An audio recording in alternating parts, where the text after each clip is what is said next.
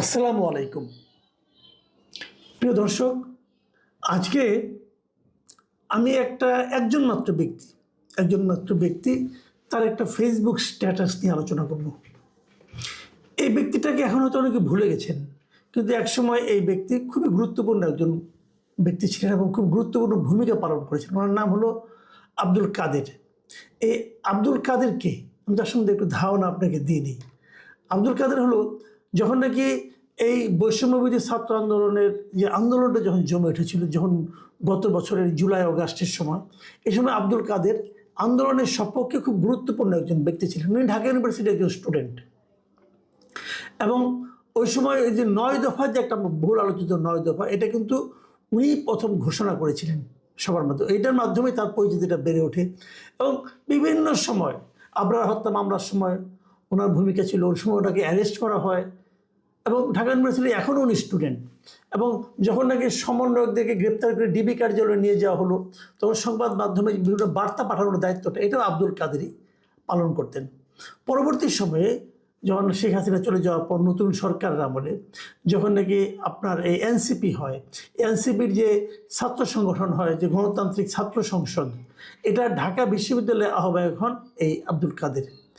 এবং তারপর যখন ডাকসু নির্বাচন হয়, ডাকসু নির্বাচনে উনি বৈষম্যবিরোধী শিক্ষার্থী সংসদ যে প্যানেল হয়েছিল, সেই প্যানেলে উনি ভিপি প্রার্থী হয়েছিলেন। নির্বাচন হেরে গেছেন, কিন্তু উনি ভিপি প্রার্থী হিসেবে বেশ গুরুত্বপূর্ণ ভিপি প্রার্থী উনি ছিলেন। তো ঢাকা বিশ্ববিদ্যালয়ের ছাত্রদের মধ্যে এবং বৈষম্যবিরোধী ছাত্র আন্দোলনের মাধ্যমে সময় এবং আপনার এই এনসিপি রাজনীতিতে আব্দুল কাদের একজন গুরুত্বপূর্ণ ব্যক্তি। এই আব্দুল কাদের আজকে তার ফেসবুকে একটা পোস্ট দিয়েছেন।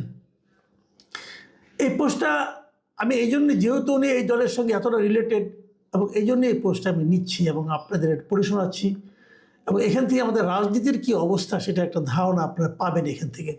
তিনি কি লিখেছেন শুনেন, আমি পড়ে শোনাই কিছু কিছু অংশ।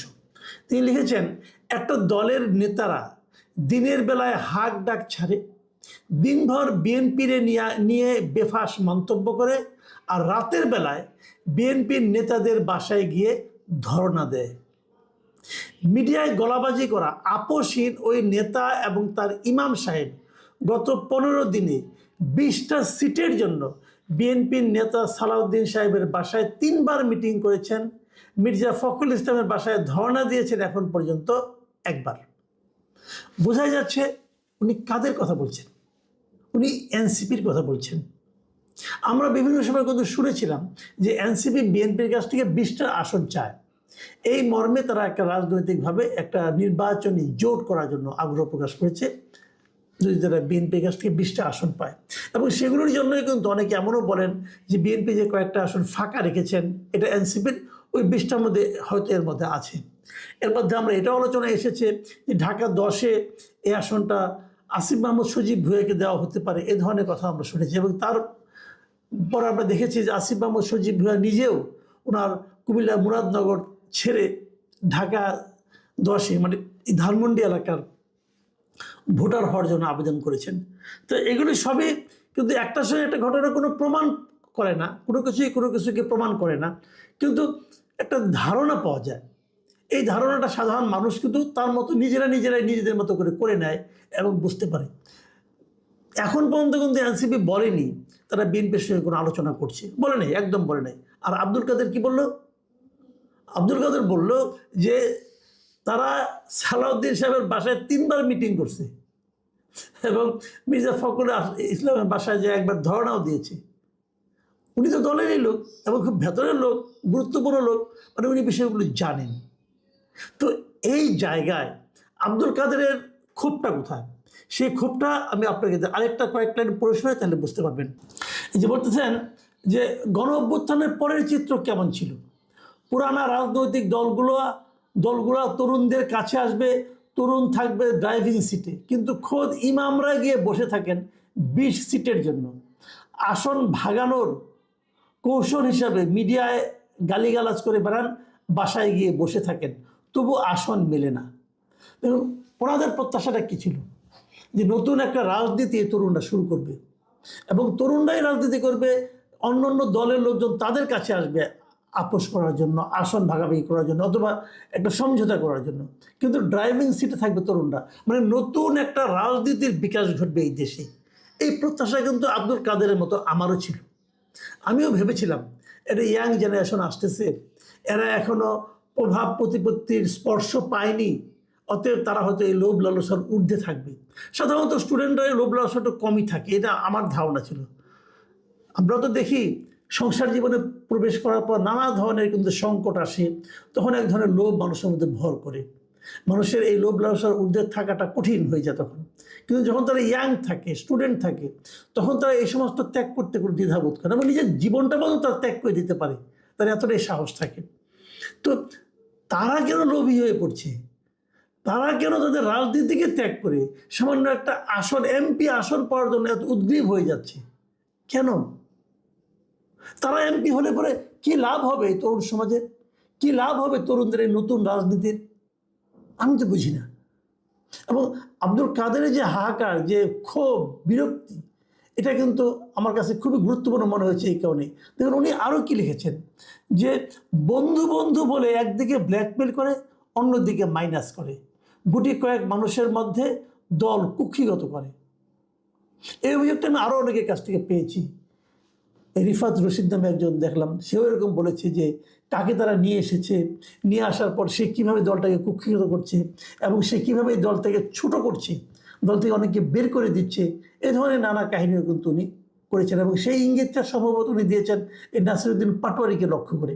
যাই হোক, সেটা অন্য প্রসঙ্গ, ওই প্রসঙ্গে আজকে আর আসছি না। এবং তাদের মনোভাবটা কেমন এই নেতাদের, সে সম্পর্কেও উনি যেটা বলেছেন সেটুকু বলি। তিনি লিখেছেন যে নিজের আসন সহ চাহিত আসন নিশ্চিত হইলে তথাকথিত আপোষের নেতাদেরও বিক্রি হইতে সমস্যা নাই, কিন্তু তাদের মাইনাস আর অপরাজনীতির শিকার কেউ স্বাধীনভাবে রাজনৈতিক সিদ্ধান্ত নিতে চাইলে তাদেরকে লাল টুকটুকে স্বপ্ন বিক্রির অপবাদ দেওয়া হবে। যেই 20 জনের জন্য সিট চাওয়া হয়েছে সেই তালিকাটা এখন আর দিলাম না। দলের ক্ষমতা কুক্ষিগত, মাইনাসের রাজনীতি আর কোরআনবাজির বাজে অবস্থা দেখলে দলের বাকিদেরও ঘুম ভাঙবে। সিম্পল কিন্তু, যে এনসিপির রাজনীতিটা কতটা গতানুগতিক হয়ে পড়েছে, কতটা আসন লাভের জন্য হয়েছে, কতটা ক্ষমতার ভাগিদার হওয়ার জন্য হয়ে পড়েছে, এই জিনিসটাই কিন্তু আব্দুল কাদেরের এই পোস্টে ক্লিয়ার হয়ে গেছে। আমি এনসিপি লিডারদেরকে বলি, ভাই আপনারা কেন এমনটা করছেন? আপনাদের দিকে সারা দেশের মানুষ কিন্তু তাকিয়েছিল। আমি কিন্তু খুব আশা করেছিলাম আপনারা একটা ভালো কিছু করবেন, আপনারা একটা নতুন কিছু করবেন। আপনারা কেন গড্ডালিকা প্রবাহে গা ভাসালেন? এটা আমার কাছে খেলা, আমি বুঝতে পারি না। এবং আমি আপনাদেরকে এটাও বলি, এই গড্ডালিকা প্রবাহ থেকে আপনারা কিচ্ছু পাবেন না, কিচ্ছু না। বিএনপি আপনাদের কোনো সিট দিবে না। কেন দিবে? ভাই বিএনপি তো রাজনীতি করতে আসছে না। আপনারা বিএনপিকে সারাদিন গালাগালি করতে থাকবেন, আর বিএনপি আপনাকে সিট দেবে কেন?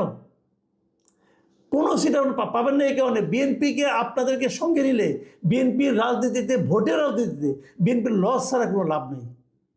তারা আপনাদেরকে নেবে না, এবং নেওয়া আমি মনে করি নিলে তারা রাজনীতিভাবে ভুল করবে। তাদেরও তো একটা পলিটিক্স আছে। তাদের পলিটিক্সে আপনারা কোনো কিছু, কোনো বাড়তি মাইলেজ অ্যাড করতে পারবেন না। আপনাদের এক একটা লোক তাদের জন্য এক একটা করে বোঝা। আপনারা এমন সুনাম অর্জন করেছেন, এমন ইমেজ ক্রিয়েট করেছেন, আপনাদের এক একটা লোক তাদের জন্য এক একটা বোঝা হিসাবে আবির্ভূত হবেন। আপনারা ইলেকশন করবেন কি মার্কা নিয়ে? আপনি ইলেকশন করবেন শাপলা ফুলের কলি নিয়ে, শাপলা কলি নিয়ে ইলেকশন করবেন। আপনারা প্রতীক পাবেন এটা।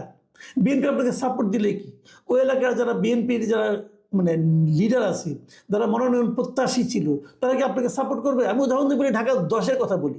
ঢাকা 10-এ বিএনপির 2জন জাদ্দিল ক্যান্ডিডেট আছে, ব্যারিস্টার অসীম আছেন আর শেখ রবিউল আলম রবি আছেন। এদের 2জনের যে কোনো একজনকে আসিফ নজরুলের চেয়ে কম বুঝেন?